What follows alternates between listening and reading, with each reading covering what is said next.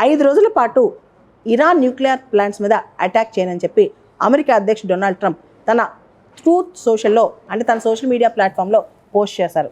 మనందరూ తెలుసు 48 గంటల లోపల స్ట్రైట్ ఆఫ్ హార్మూజ్ను ఓపెన్ చేయకపోతే ఇరాన్ పైన దారుణమైన అటాక్స్ చేస్తానని చెప్పి డొనాల్డ్ ట్రంప్ 48 అవర్స్ డెడ్లైన్ ఇచ్చారు. ఇప్పుడు ఆ డెడ్లైన్ని 5 డేస్ పొడిగించారనమాట. అంటే 5 రోజుల పాటు నేను వేచి చూస్తానని చెప్పి అర్థం అనమాట. డొనాల్డ్ ట్రంప్ కాస్త తగ్గాడని చెప్పి ఇరాన్ వ్యాఖ్యానించింది. అయితే నిజంగా డొనాల్డ్ ట్రంప్ తగ్గారా లేదా ఇదే పెద్ద చర్చ అనమాట.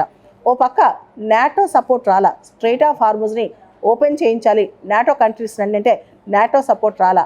అలానే మనం చూస్తే కనుక జపాన్ లాంటి దేశాలు కూడా డొనాల్డ్ ట్రంప్కి సపోర్ట్ చేయట్లేదన్నమాట. అంటే పూర్తి స్థాయిలో హార్మూజ్ స్ట్రైట్ని ఓపెన్ చేయడానికి ఏ దేశం ముందుకు రాలా. మరోపక్క చైనా, రష్యా చాలా క్లోజ్గా ఉంటాయి ఇరాన్కి, ఇదంతా మనకు తెలుసు. అయితే ఒక పక్క చమురు ధరలు ఏదైతే ఉందో గత 2 రోజుల ముందు వరకు కూడా విపరీతంగా పెరిగిపోయాయి. దాదాపు ఒక బ్యారెల్ $110-115 అయిపోయిందనమాట.